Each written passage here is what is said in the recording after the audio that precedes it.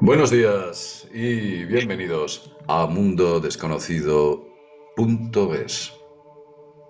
La Segunda Guerra Mundial está llena de enigmas, y algunos de ellos incluso después de la Segunda Guerra Mundial. Uno de ellos, muy conocido, es el famoso caso del vuelo 19. ¿Quién no ha oído hablar del vuelo 19? ¿Que usted no ha oído hablar del vuelo 19?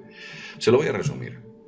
El vuelo 19 fue un grupo, una escuadrilla de entrenamiento que durante 1945 estaba haciendo labores de eso, de entrenamiento de pilotos en la zona del Caribe. Para ello habían utilizado a un teniente veterano, un auténtico héroe de guerra que tenía miles de horas de vuelo, concretamente se llamaba el teniente de Charles Taylor, que era el que entrenaba a este pequeño grupo de 5 aviones, concretamente me parece que eran Avenger, no, eran unos Grumman Avenger, unos aviones bastante utilizados en el Pacífico. Este veterano de guerra conocía bien las aguas, había luchado en aquellas zonas cerca de Japón, sabía orientarse, pero de repente y de manera misteriosa el avión empezó, o la escuadrilla de 5 bombarderos Avenger empezaron a tener problemas. El teniente Taylor se empezó a perder. Algo le ocurrió. Se empezó a despistar. Empezó a notar cómo las islas que había a su entorno eran distintas, cómo incluso el sol era distinto, el agua era distinto. Era como que hubiera pasado a otra dimensión. Se lo comunicó a la torre de control. Mientras el tiempo pasaba y se quedaban sin combustible, el vuelo 19 finalmente pereció. Posteriormente mandaron un avión intentando recuperarlo, un Albatros, creo recordar, pero fue imposible. También se perdió. Pero no pensemos que estas historias solo ocurrieron en el eje, digamos que en la parte de los aliados, a los norteamericanos o a los ingleses o a otro tipo de países que ganaron la Segunda Guerra Mundial. También le ocurrieron a los alemanes. Los alemanes tuvieron también a un héroe de guerra que desapareció de una manera absolutamente misteriosa. Un héroe de guerra que vamos a hablar de él, porque la historia de este sujeto es sencillamente impresionante. Y para hablar de él, pues qué mejor que tener a uno de los mejores historiadores de la Segunda Guerra Mundial, como tenemos, que es ni más ni menos que Felipe Botalla. Felipe Botalla y su magnífico blog Por su seguridad. Imagínense con ese nombre ya qué es lo que nos quiere decir. Felipe, ¿qué tal estás? Buenos días. Muy buenos días, JL. Encantado de hablar otra vez contigo. ¿Eh? Sí, la verdad es que estás tocando un tema que es muy interesante y que sucedió, tanto en los aliados como en los alemanes. Concretamente, tú te refieres al barón Franz von Berra, que fue un piloto de la Luftwaffe. Este hombre pues luchó contra la RAF durante la batalla de Inglaterra en los años 40. Él fue derribado en el Canal de la Mancha en mayo del 40 y fue, por tanto, prisionero de guerra de los ingleses en Inglaterra, en uno de los 1050 campos que tenían los ingleses en aquel momento, ¿no?, para prisioneros. La historia de Fonberra es muy interesante porque incluso hay un artículo en la revista Adler, una revista de la época, que Sí. tengo en casa, que hablan de él. Y era un hombre pues muy simpático, y además un hombre cuyo emblema era un cachorro de león, y hay fotos de él en la carlinga de Messerschmitt con un cachorro de león. Y este hombre, pues una vez en Inglaterra, lo primero que hizo ya pues fue fugarse, ¿no? Entonces hizo una serie de fugas legendarias que humillaron a los ingleses de una forma terrible, ¿no? Porque no había forma de meterlo en un campo. Era escurridizo, ¿no? Von Berra. Era escurridizo, sí. Y entonces, además de todo, claro, a medida que iba haciendo esto, pues eran cosas que se conocían, con lo cual su fama iba subiendo. Mucho más que la de piloto, que piloto fue extraordinario, pero digamos, a la gente le hacía mucha gracia este tío, ¿no? Y sus fugas legendarias casi. Hasta tal punto que los ingleses, bueno, cogieron tal enfado con él que lo mandaron a Canadá. O sea, ya Entonces, dijeron, le mandamos a Canadá y de ahí ya, eso ya es imposible, ¿no? no, es imposible, o sea, ¿cómo vas a cruzar el charco, no? Y ya en el mismo tren que lo llevaba al campo, ya se escapó con 4 compañeros más, 5. Estoy hablando de enero del 41, o sea que hacía un frío terrible en Canadá, podéis imaginar, ¿no? Y escaparon, sí, escaparon. Lo que pasa es que los compañeros pues los capturaron, pero él no. Y él logró cruzar el río, ¿cómo se llama? Un río que en aquella época hacía frontera con ¿Puede Estados ser el Unidos. Potomac? No, el Potomac no, ese No, está... no, el Potomac no, No, era ese un... está... Te refieres a la zona de los Grandes Lagos, ¿no? Al Eire, Sí, al sí, Ontario. sí, efectivamente. Bueno, el caso es que él cruzó el río congelado, por supuesto, entró en Estados Unidos, entonces fue capturado por los americanos porque lo consideraron que había entrado ilegalmente en Estados Unidos. Hemos de pensar que en aquel momento Estados Unidos era un país neutral, es decir, no estaba en guerra, entró en guerra en diciembre del 41, pero en aquel momento no, por lo tanto Fonberra era simplemente alguien que había entrado en Estados Unidos de forma ilegal y por lo tanto pues podía ser capturado, por supuesto, ¿no? Entonces la embajada alemana apretó mucho el tema para que lo soltasen, o al menos se lo llevasen con ellos a su embajada, ¿no? Y así fue. Efectivamente, Fonberra pues fue llevado a la embajada al consulado, concretamente de Nueva York, y allí pues bueno, no os podéis imaginar la cantidad de homenajes que recibió, incluso de los propios americanos, o sea, gente corriente que lo encontraba un auténtico héroe, sobre todo por el cachondeo que llevaba con los ingleses, ¿no? A veces los americanos esto cobran gigantes, ¿no? Hay un curioso paralelismo con Julian Assange, ¿no? Porque... Bueno, a ver, sí. De hecho, el artículo que he escrito viene un poco por aquí, porque Julian Assange, como sabemos, ha estado en la consulado de Ecuador en Londres. Sí. Lleva ya, no me equivoco, pues un par de años ahí metido, o sea, sin poder salir, ¿no? Por el momento de salir, pues lo capturan. Sí. Y además tiene un montón de gente que está detrás de él, supongo que para no hablarle pues, de cosas bonitas, precisamente, ¿no? Y entonces el tío, la verdad es que hace tiempo que no sabe nada de él directamente, o sea, hay muchas suposiciones. Le han cortado internet, por ejemplo, por lo tanto él ya no puede mandar ni recibir ningún tipo de mensaje digital y no sabemos nada.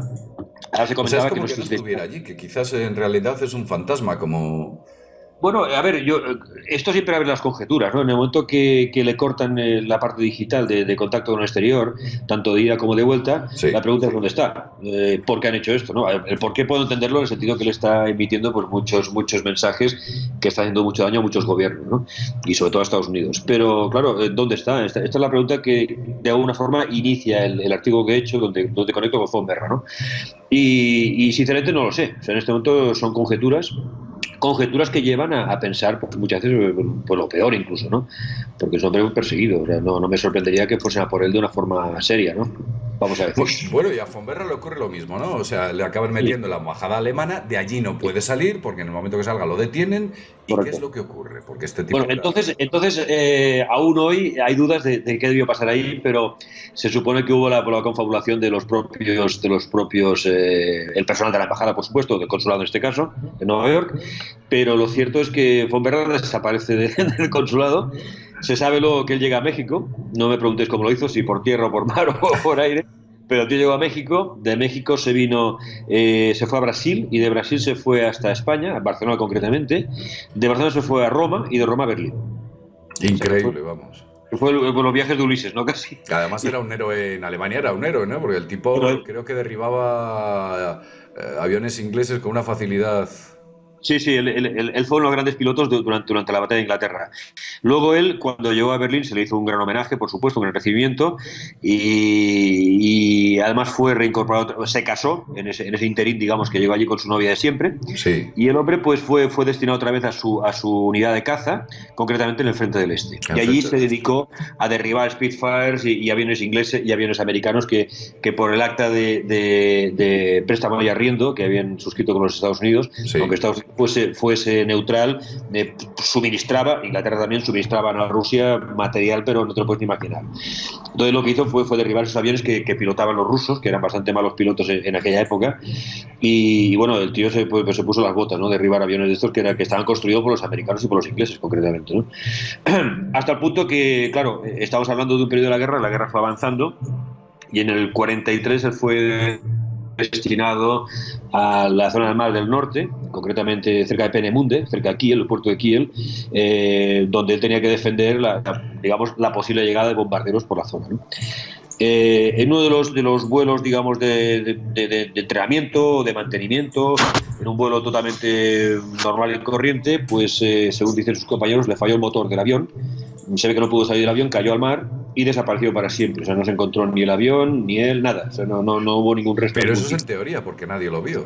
Bueno, dicen sus compañeros que cayó, que le falló el motor. ahora, claro, esto es lo que dicen sus compañeros. Lo cierto es que no se encontró jamás ningún tipo de resto de Fonberra, ¿no? Nada, ni del avión, que siempre queda o una mancha de aceite, o quedan algunos restos, alguna cosa flotando, no sé, él incluso, ¿no? Con el cadáver incluso, ¿no? Flotando, porque llevaban todos chaleco para el agua, ¿no? Un chaleco salvavidas. Bueno, aquí hay algo que no me encaja. Vamos a ver, un piloto tan veterano, con miles de horas de vuelo, le falla el motor y no sabe escapar por... Sí, muy curioso. Más de una vez se tuvo que tirar con el avión en llamas. Me parece Sí, un tanto absurdo. claro. Lo habían derribado más de una ocasión, sí, claro. La verdad es que es un misterio que queda ahí, ¿no? Y claro, un hombre que ha tenido una vida casi legendaria, de fugas, un hombre que no se conforma pues, con lo que tiene o con lo que le toca vivir, pues es curioso que desaparezca de esta manera, ¿no? Pero a ver, imposible no es, pero por supuesto no lo es. Pero claro, siempre te queda la duda de, bueno, realmente dónde fue Fonberra, ¿no? Exacto. Y más no olvidemos que estaba en una zona muy comprometida donde estaba todo el tema de la investigación de cohetes en Peenemünde y la investigación de esa reacción. Está en una zona realmente comprometida, ¿no? Sí, es un sitio muy extraño, ¿no? Una desaparición de estas inexplicables de un veterano piloto, que su avión de repente se cae en una misión absurda. ¿O qué es lo que le ocurrió en realidad al teniente Taylor, ¿no? Estaba haciendo un vuelo de entrenamiento, un vuelo absurdo, y de repente también desaparece. Algo muy extraño ocurrió en el Mar del Norte. Y ya de él nunca más se volvió a saber. Ya se perdió para siempre. Hay otro misterioso enigma del que me gustaría hablar, y es sobre esas toneladas de documentos que el gobierno de los Estados Unidos obtiene de Alemania, porque creo que literalmente les secuestran toda la potencia intelectual del país, ¿no? El país literalmente es desnudado de su talento, de su conocimiento, y se lleva a Estados Unidos una parte y a Rusia otra parte. Entonces, ¿qué es lo que ocurre, no? Porque hay una revista que se llama la revista Harper, que publica en el año 1946, me parece que fue, un misterioso artículo firmado por Lester Walker, en el cual parece ser que Lester se estaba pidiendo al ejército de los Estados Unidos, a las Fuerzas Armadas, que entregasen o que liberasen la información sobre los cohetes a reacción que habían capturado de Alemania, que ya no era algo secreto, que ya los cohetes a reacción eran algo conocido. ¿Y qué le responde el ejército de los Estados Unidos a este hombre? Sí, el artículo apareció en la revista Harper, en el año 46-47, creo recordar, y fue un ciudadano que digamos, el hombre, pues aprovechándose de la libertad, digamos, de acceso a esta información, el hombre se presentó pues en las oficinas donde suponía que tenía que solicitar esto y pidió la documentación que tuviesen, toda la documentación que tuviesen sobre los motores a reacción alemanes, sí, tanto de cohetes como de aviones. Y el caso es que, claro, cuando nos encontramos esta petición, digo, oiga, pero estamos hablando de unas 15 toneladas de 50, creo, 50. No, 50, perdón, 50, sí, no digo 50. El caso es que, claro, me quedo, oiga, ¿cómo quiere que le entreguemos todo esto, no? Bueno, esto ni más ni menos es lo que has dicho 50 tú. toneladas de papeles. Solo en motores a reacción, cuidado. Y temas de cohetería. Motores a reacción. Y cohetería, efectivamente. El caso es que lo que descubrió este artículo de alguna forma es una cosa que tú has comentado, y es todo el llevarse todo ese activo cultural de un país al completo, ¿no? Y técnico en este caso, ¿no? Bueno, Dime, perdón. Creo que alcanzaba... Hubo estimaciones, porque nunca se ha llegado a saber, pero dicen que en una base militar se sospechaba que había 1.500 toneladas de documentos, de papeles. Usted imagínese lo que son en papeles 1.500 toneladas. O sea, estamos hablando de mucha documentación. ¿Y esa documentación ha salido toda a la luz pública o se sigue manteniendo? A ver, teóricamente ya está a disposición de cualquiera, teóricamente, porque han pasado más de 30 años y por lo tanto ya no hay problema. Pero yo siempre me pregunto cuando dicen desclasifican documentación si realmente la desclasifican toda y hasta qué punto, ¿no? Si realmente lo que me entregan es lo que realmente había, o se siguen guardando cosas que ellos consideran que no pueden ser del alcance público, ¿no? A mí cuando dicen esto, pues ya, vamos, yo tengo la mosca detrás de la oreja, en el sentido que me están dando lo que yo espero, y efectivamente la cantidad de toneladas que hay de material es brutal. Claro, pensemos que ahí hay desde planos hasta lo que tú quieras, órdenes, lo que tú quieras de este mundo. Pero es que además, dentro de esa información, aquí hablamos de la parte técnica, pero por ejemplo en temas de medicina, en temas de químico, todo esto había tal cantidad de avances que es inimaginable. Y no solamente Estados Unidos, se aprovechó Rusia, por supuesto, se aprovechó Francia, se aprovechó Inglaterra, es decir, muchos de los países que conformaban los aliados en aquella época son los que disfrutaron de todo esto. Bueno, Seguro. incluso tenían los famosas cassettes, los cassettes de audio que hemos utilizado hace muchos años y que tan frecuentemente tan comúnmente era fácil verles. Pues parece ser que la cinta que llevaba dentro, donde se graba, uno de los Sí, documentos o de esos cientos de documentos, el desarrollo de esa cinta ferromagnética, era un desarrollo que habían capturado de totalmente. Alemania también. De hecho, cuando los americanos vieron eso, dijeron, ¿qué es esta cosa de color marrón? No sabían qué era. Pensaba que era celuloide de alguna película y no, era una cinta magnética. De hecho, y esto no lo sabe mucha gente, pero Heydrich tenía una cinta videomagnética, o sea, incluso filmaba con sonido. Estoy O sea hablando que del año los alemanes 42. tenían cintas de videocassettes. Claro, claro. Con imagen y todo, ¿eh? O sea, imagínate pues una cámara de vídeo, la Sí, clásica, por supuesto, claro. con VHS, por decir, para situarnos. Ya lo tenía Heydrich en su momento, el año 42. Estaban muy avanzados, entonces una compañía como Grundig o AGFA eran las compañías que trabajaban esos temas, claro. Y habían llegado muy lejos en esto. Por eso ellos podían guardar una cantidad de información brutal en muy poco espacio incluso, ¿no? El problema estaba que los americanos no sabían cómo tratar esto porque nunca habían tenido nada similar. Y lo que tenían era muchísimo más caro, muchísimo más voluminoso y mucho más costoso de fabricación. Sí, esto superaba de largo lo que los americanos habían podido desarrollar hasta ese momento. Y los americanos técnicamente también han sido muy buenos, pero en esto los alemanes iban por delante de largo, ¿no? De largo. De largo, no. Para ellos yo siempre lo he dicho, el mundo occidental, al margen de lo horrible que es una guerra, yo no voy a discutirlo, el avance que hubo técnico fue más de 50 años de golpe, o sea, pero más de 50 años de golpe. Si tú te fijas y miras a través de la historia, verás que lo que hemos avanzado en estos últimos 100 años y sobre todo en los últimos 40 es una brutalidad. Con respecto a la Edad Media o a la Edad Moderna, todo esto es que ha sido una cosa descomunal. Bueno, Descomunal. es que en aquellos documentos, vamos a ver, nosotros empezamos a conocer las leches enriquecidas con vitaminas y cosas así, digamos que en el año 2000, ¿no? Más o menos, aproximadamente. Pero es que ya los alemanes las tenían. Leches enriquecidas con vitaminas, con minerales. Los alemanes, entre otras cosas, tenían también condensadores autorreparables. Pues yo no sé, yo no conozco ningún Sí. condensador autorreparable. Esto sí.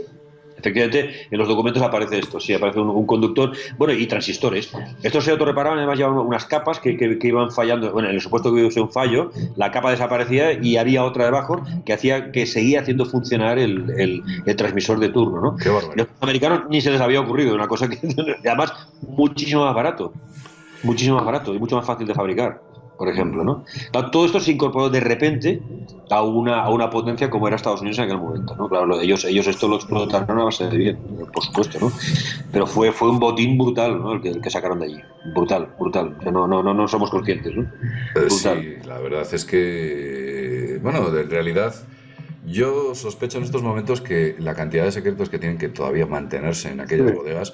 Vamos a ver, Felipe, yo cuando veo el bombardero este norteamericano, creo que es el B-2, ¿no? Me parece que es el que tiene, es como un ala volante. Ese es un avión de los hermanos Horten. Claro, por supuesto, el ala volante, sí. Y de hecho en Inglaterra han hecho una copia a escala 1:1 del Horten, porque en Estados Unidos tienen uno, pero que no está todavía, digamos, montado, lo tienen a pieza, lo desmontaron después de la guerra. Han hecho a escala 1:1 con los mismos materiales, el mismo sistema, y es antirradar ya en aquel momento. Lleva un tipo de barniz sobre las alas que incluso su propio diseño hace que sea mínimamente detectable por el radar. O sea, es un avión ya antirradar en aquella época. Claro, porque no tenía alerones. Nada. Además es un avión, yo te diría casi geométrico, ¿no? Yo siempre he pensado que los aviones tenían que ser con formas curvas, ¿no? Sin embargo, son geométricos, que parece que va en contra de lo que es la aerodinámica, ¿no? A ver, dicho por alguien que no conoce esto bien, pero vamos, en el sentido común te dice, bueno, un avión tiene que ser con la mínima, digamos, fricción con aire. Sin embargo, estos son geométricos, ¿no? ¿Cómo es posible que sea un avión geométrico, ¿no? O por ejemplo, por poner otro ejemplo, todos conocemos los transbordadores, el Columbia, el Challenger, el Endeavour, el Atlantis, todos los conocemos. Pero es que hubo un señor que se llamaba Sanger, un ingeniero alemán, que yo si veo el desarrollo del Columbia y veo al avión de Sanger, digo, oye, se parecen mucho. Pero el avión de Sanger todavía, o el cohete de Sanger, todavía era mejor, porque tenía un sistema de despegue por rampa magnética. Sí, O sea, sí. una cosa sorprendente. Bueno, Sanger y su mujer, que también participó en la investigación, hicieron el Silbervogel, es el pájaro plateado, le llamaban. Y entonces, a través de una rampa, se podía lanzar uno de estos, alcanzaba la estratosfera, por supuesto, y luego caía con planeo. Con lo Claro, cual tú como podías hace el transbordador. Y entonces la idea era que planeaba, bombardeaba la zona de turno, seguía planeando hasta otra rampa, en este caso en el Pacífico, y allí digamos, aterrizaba, por decirlo así, ¿no? Mm. Pero era una cosa que no tenía nada que ver con la ciencia de aquel momento, nada. Estaba adelantadísimo, por supuesto, ¿no? Qué barbaridad. O sea, el pájaro plateado. Sí, ¿Cuántos sí. sorprendentes misterios se esconden en la Segunda Guerra Mundial, Felipe? Bueno, de hecho ahora estoy trabajando en un artículo que aparecerá pronto en mi blog sobre sangre sintética, que ya estaban trabajando los alemanes, tienen una sangre sintética. Sangre sintética. Os podéis imaginar la cantidad de sangre que hacía falta para el frente, ¿no? Entonces llegaron a desarrollar una sangre sintética, que ya comentaremos. Ahora no Es quiero impresionante. levantar más el tema, pero sangre sintética, sí, sí. Sintética y correcta, o sea, perfecta, ¿eh? Ningún problema. Qué No, la barbaridad. pregunta es, ¿dónde está esa sangre sintética ahora, no? ¿Quién la tiene? Bueno, e incluso los primeros desarrollos de combustibles sólidos también son de ellos, ¿no? El combustible sólido era algo pues que a partir del único que se conocía el carbón, ¿no? Y la madera y tal, pero aquello evidentemente no era operativo, sin embargo ellos hacen un desarrollo de un hidrocarburo sólido de una alta eficiencia, una cosa increíble. Sí, Sí, es impresionante. Unos niveles de combustión brutales, ¿no? Claro, a que arrastraba una masa enorme, sin demasiados problemas, por ejemplo, ¿no? Así es, y submarinos eléctricos, el submarino 21, por ejemplo, el submarino que ha sido el padre de los submarinos. O sea, tú ves ahora un submarino actual y sigue teniendo cosas del submarino 21, desde el año 44, ¿no? Desde el aire acondicionado hasta unas instalaciones para la tripulación muchísimo más cómodas. Era un submarino de verdad, porque los submarinos previos eran sumergibles. Esto no es un submarino es un artefacto que puede estar meses debajo del agua. El submarino 21 podía estar meses debajo del agua. Bueno, creo que el submarino 21 es copiado y se ha estado fabricando, o casi se ha estado fabricando hasta no hace demasiado, ¿no? Una réplica por parte de Occidente. Sí, modernizado si tú quieres, pero la base es la misma, por supuesto. Y eran submarinos ya que eran indetectables. Y además tenían unos torpedos, ahora no recuerdo el nombre, pero un torpedo que lo lanzaban. O sea, el submarino, imagínate un submarino que está a 200 metros de profundidad y tiene el barco encima. El torpedo sale y busca el barco.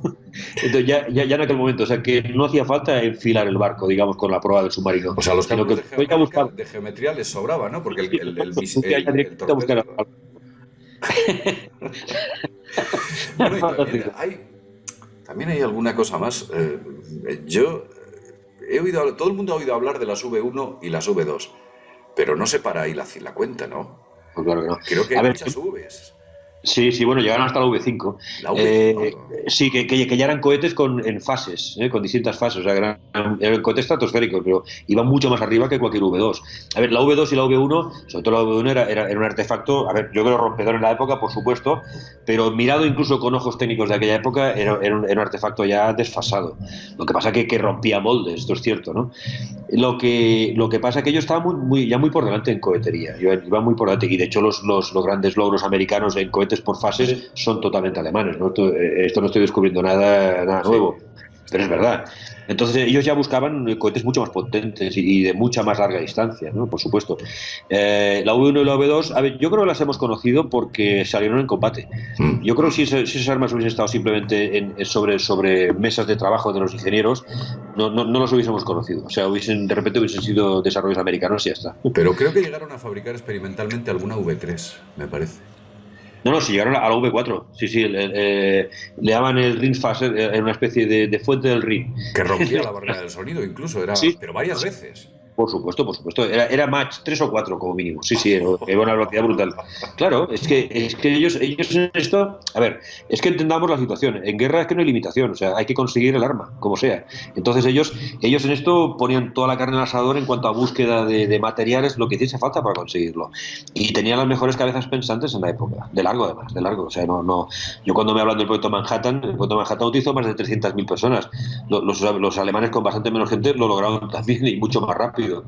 Y de hecho los americanos, bueno, yo siempre lo he defendido, lo defiendo en mis libros, no llegaron a la bomba atómica jamás. Esto es un desarrollo. Ahí se ven las dudas, ahí se ven las dudas. Sí, Claro, sí. no hay duda, por supuesto, y además son lógicas. De hecho, es un trueque, ¿no? con los propios americanos. Y las bombas que se lanzaron sobre Hiroshima y Nagasaki eran bombas alemanas, debidamente disfrazadas, que es una cosa que siempre me chocó, el cómo estaban pintadas las bombas, ¿no? Una con una especie de abeja y la otra de color azul.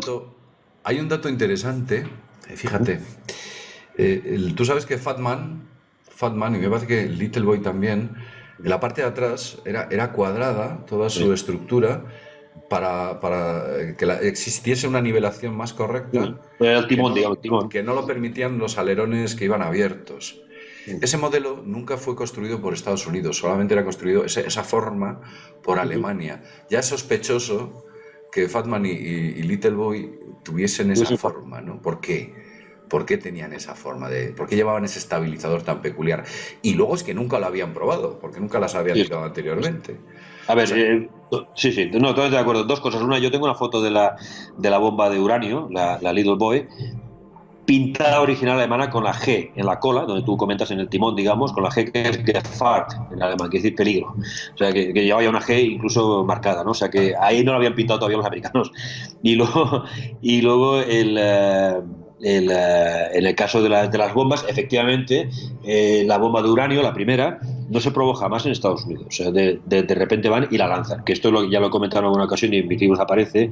Oppenheimer, después de la guerra, fue entrevistado y le preguntaron cómo era posible que un equipo científico trabajase de esa manera, es decir, desarrollar algo que no prueban y lanzan sobre el enemigo. Claro, si aquello falla, el enemigo se queda con la bomba. Pero Oppenheimer dijo de forma, yo diría, cándida en aquel momento, que no hacía falta probarla, los alemanes ya la habían probado, que no había necesidad de ello. Era evidente. Y la de plutonio sí que la hicieron explotar en los Álamos, y además hicieron explotar con un sistema de infrarrojos de ignición que era un desarrollo alemán, por el cual obtuvo el premio Nobel el doctor Lorenz, americano, por haber desarrollado eso cuando era un desarrollo alemán totalmente, ¿no? Me parece que de Van Aerden, ¿no? No era un varón. Von Arden no, fue otro, no recuerdo el nombre, pero un desarrollo alemán que a la velocidad de la luz pues ponía en marcha hacía la ignición de la bomba de plutonio. Si no, no había forma de hacerla explotar esa bomba. Sí, que tenía que explotar sincrónicamente, porque en el momento que uno de las partes no explotase sincrónicamente ya no había esa presión y se creaba la masa crítica. Que en el famoso submarino aquel que se entrega a los americanos, el U-234, me parece que era, U-235, dentro llevaba el sistema infrarrojo para hacerla explotar la bomba de plutonio, por ejemplo. O sea que imagínate tú la bola de cosas que tenían estos tíos. La cantidad de secretos que hay y que seguirán apareciendo. Sí. Bueno, Felipe, pues cuando sigan apareciendo, vamos a contar contigo para que nos cuentes estas fantásticas e increíbles historias que son reales y que sucedieron en la Segunda Guerra Mundial. Y posiblemente, Felipe, a veces, yo siempre lo digo, nos quedamos cortos con lo que posiblemente haya ocurrido en el más alto secreto dentro de los países del eje o los países de los aliados, ¿no? Por entonces, a saber. Bueno, Felipe, pues nada, seguiremos ahondando con los misterios de la Segunda Guerra Mundial y yo te emplazo a que hagamos un próximo vídeo más adelante en el que hablemos de ese misterioso, digamos que proyecto que tenían los alemanes de crear una máquina del tiempo. Y además no es una tontería porque los documentos existen. Si quieres, en otra ocasión hablamos de ello, ¿te parece? Será un placer, claro que sí, y encantado además. Y nada, pues deciros, como siempre, desde mundodesconocido.es, que nos vemos en el próximo videoprograma. Hasta pronto.